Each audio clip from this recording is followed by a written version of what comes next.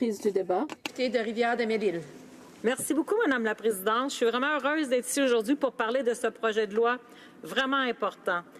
Avec le projet de loi C-65, le gouvernement fait un pas important afin de bâtir un pays où tous les Canadiens et les Canadiennes seront mieux protégés contre le harcèlement et la violence, y compris le harcèlement sexuel et la violence sexuelle, en milieu de travail où les personnes ayant vécu de tels sévices recevront le soutien nécessaire.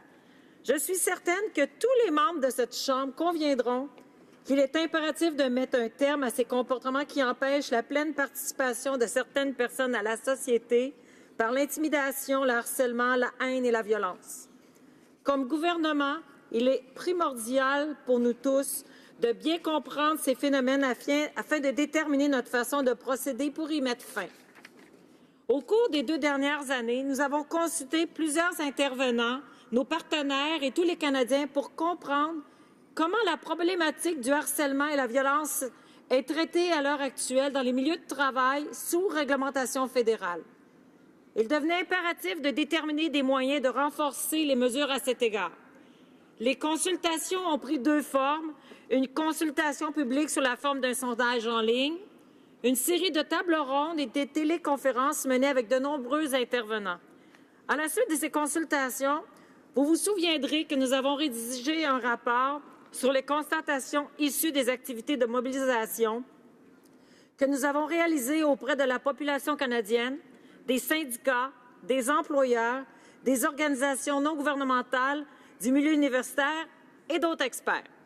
Ce rapport a été publié en novembre dernier et j'invite tous les membres de la Chambre ainsi que les Canadiens à le lire si ce n'est déjà fait. J'aimerais tout de même m'attarder quelques minutes sur les principales constatations que nous avons faites. Premièrement, nous avons constaté que les niveaux de harcèlement et de violence demeurent élevés, même ici au Canada, Madame la Présidente. Bien que l'enquête ne soit pas représentative, puisque les répondants l'ont faite sur une base volontaire, les résultats sont tout de même alarmants. En effet, le harcèlement est le type le plus commun de comportement subi par les répondants au sondage en ligne, c'est-à-dire 60% des répondants ont déclaré avoir subi du harcèlement, 30% d'entre eux ont mentionné avoir subi du harcèlement sexuel, 21% ont indiqué avoir été victimes de violences, 3% ont affirmé avoir vécu de la violence sexuelle. Et parmi ces répondants ayant subi du harcèlement sexuel, 94% étaient des femmes, Madame la Présidente. La deuxième constatation qui se dégage des consultations concerne les mesures de prévention. Bien qu'il y ait des politiques de prévention du harcèlement et de la violence dans les milieux de travail, un travail de sensibilisation doit être réalisé à cet égard auprès des employeurs et des employés. La prévention passe par la sensibilisation. Étant mieux sensibilisés à ce problème, les employeurs pourront comprendre ce qui se passe au sein de leur milieu de travail et intervenir adéquatement. Il faut bien se rendre à l'évidence, trop souvent les incidents ne sont pas signalés et lorsqu'ils le sont, les moyens d'intervention sont inefficaces. Une troisième constatation concerne justement les mesures prises à l'égard de tels incidents. Bien que 75% des répondants au sondage en ligne qui ont été victimes de harcèlement ou de violence aient signalé l'incident, le plus récent, 41% de ces répondants ont déclaré que rien n'avait été tenté pour régler le problème. Et parmi les répondants qui n'ont pas signalé un tel incident, bon nombre craignent de subir des représailles s'ils déposaient une plainte. Pourtant, les employeurs doivent s'assurer que les lieux de travail sont exempts de harcèlement et de violence. Malgré tout, il n'est pas toujours obligatoire pour les employeurs d'offrir des mécanismes de soutien aux victimes. Un peu de soutien offert actuellement aux personnes victimes de violences et de harcèlement est la quatrième constatation qui est ressortie de nos consultations. La plupart des répondants étaient d'avis que les employeurs, le gouvernement et les syndicats devraient être responsables de fournir un soutien aux victimes pour les aider à se sentir en sécurité dans leur milieu de travail. De plus, les intervenants nous ont dit qu'il était nécessaire de rédiger des politiques claires afin que les organisations sachent comment réagir en cas d'allégations de harcèlement et de violence en milieu de travail. Il est donc important de sensibiliser les employeurs pour qu'ils puissent aider efficacement les personnes qui dénoncent les actes de violence et de harcèlement. Le dernier élément qui est ressorti des consultations concerne l'absence de signalement et l'insuffisance de données. Effectivement, comme j'ai mentionné plus tôt, les personnes qui vivent ces situations hésitent à porter plainte par crainte de représailles. Les intervenants ont donc convenu de la nécessité de recueillir des données appropriées afin de faire un suivi. Madame la Présidente, au bout du compte, nous avons constaté que les mesures en place à l'heure actuelle ne sont tout simplement pas suffisantes. Il n'existe actuellement aucun système complet en place pour prévenir et traiter les cas de harcèlement et de violence. Nous avons plutôt une mosaïque de lois, de politiques dans des champs de compétences fédérales qui abordent ces questions. Par exemple, la violence est traitée sur la partie 2 du Code du travail canadien qui s'applique à tous les lieux de travail sous réglementation fédérale, y compris la fonction publique. Mais le harcèlement est traité sur la partie 3 du Code du travail qui ne s'applique pas aux fonctionnaires, mais uniquement au secteur privé sous réglementation fédérale. De plus, les milieux de travail parlementaires ne sont pas tout couverts par ces dispositions. Au cours de nos consultations, des experts nous ont dit que nous devrions traiter les incidents de harcèlement et de violence comme un continuum de comportements inappropriés. Ce continuum devrait aller des taquineries, qui ne sont pas toujours drôles, jusqu'à la violence physique. Ce dont nous avons besoin, c'est d'une approche globale, Madame la Présidente. Nous devons donc connaître clairement les sources de ces comportements et leurs répercussions. Essentiellement, nous avons besoin d'un changement de culture. Les zones grises ne suffisent plus. Essentiellement, qu'on se le dise, en matière de harcèlement et de violence au travail, c'est tolérance zéro au Canada, quelle qu'en soit la nature. Madame la Présidente, je me réjouis de vous dire que ce projet de loi répondra justement à plusieurs de ces besoins, en plus de donner suite aux résultats des consultations. Je suis donc vraiment fière du travail que nous avons accompli en ce qui concerne le projet de loi C-65. Cette nouvelle loi nous permettra de susciter un changement de culture dans les milieux de travail fédéraux grâce à un nouveau régime qui protégera mieux les employés contre le harcèlement et la violence.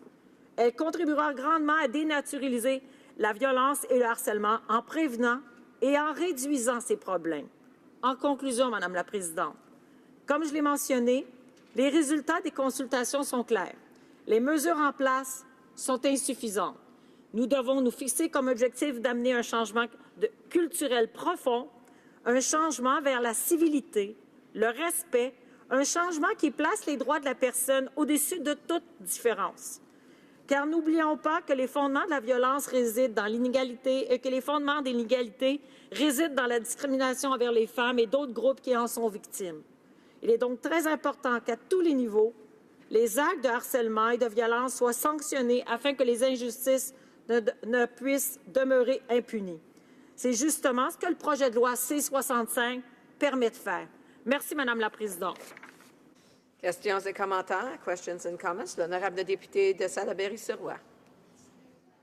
Et merci à ma collègue de Rivière-des-Mille-Îles pour son discours et de faire partie de ceux qui veulent de celles qui veulent que le changement s'opère.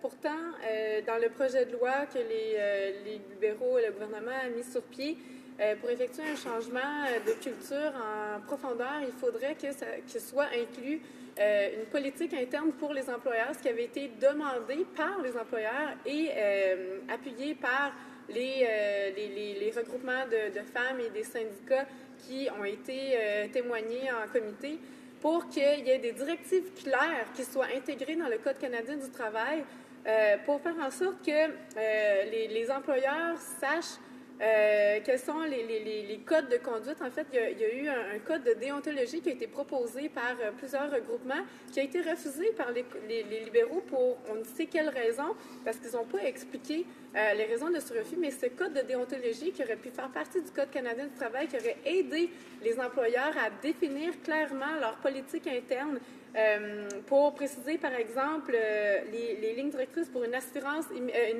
immédiate, pour tout ce qui concerne la confidentialité, pour le traitement des demandes et confidentialité aussi au niveau de la protection des renseignements. Donc, comment ça se fait que tout ça, bien, c'est pas mis à la disposition des employeurs qui ne savent pas trop par où commencer et comment on peut faire de la prévention et appliquer de façon uniforme, qu'est-ce qui peut se passer, se produire dans un milieu de travail. Ça a été demandé par toutes les parties et refusé par les libéraux.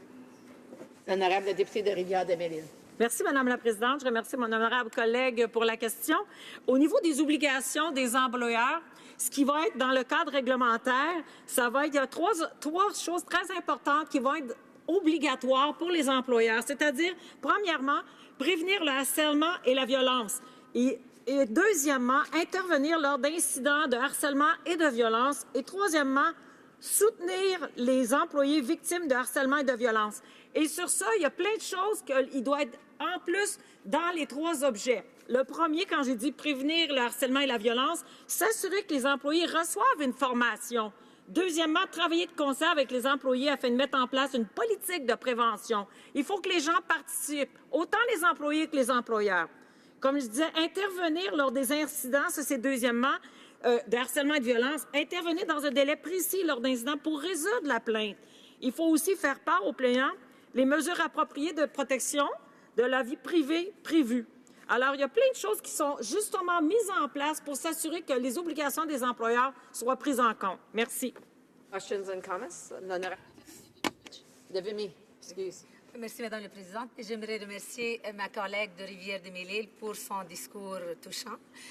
Moi-même, étant un membre qui siège sur le comité de la condition féminine, nous avons entendu beaucoup de témoins, beaucoup de femmes d'origine autochtone, d'origine immigrante et de LGBTQ2 sur plusieurs sujets qu'on a étudiés sur ce comité où nous avons entendu beaucoup de victimes qui ont vraiment pas eu le courage de dénoncer leurs attaqueurs. Donc, j'aimerais demander à ma collègue de nous expliquer comment ce projet de loi 65, moi-même étant aussi une femme parlementaire qui a eu non, on ne parle pas de harcèlement sexuel, mais peut-être intimidation. Et j'ai pu dénoncer les gens qui ont essayé de m'intimider. J'aimerais lui demander, elle, comme parlementaire femme, comment elle voit, elle pourra nous expliquer dans quelques années, après l'adoption de ce projet de loi, comment on pourrait avoir une ambiance ici sur la colline avec plus de femmes qui viendront se lancer en politique avec ce projet de loi. Est-ce que ça va augmenter la participation des femmes et comment elle prévoit que ce projet de loi... Excuse, mais je dois allouer du temps pour faire répondre la question. Alors, l'honorable député de Rivière-des-Mille-Îles. Merci beaucoup, Madame la Présidente. Merci, Madame la Présidente. C'est sûr et certain que plus qu'il va y avoir de femmes sur la colline, la culture va sûrement changer. Et c'est une culture de fond qu'il faut changer. Le projet de loi C-65 va aider justement à changer la culture. Il y a trois choses importantes, comme je disais tantôt. Le cadre va viser à prévenir les incidents, intervenir de façon efficace et soutenir les victimes, les survivants et aider les employeurs. Merci, Madame la Présidente.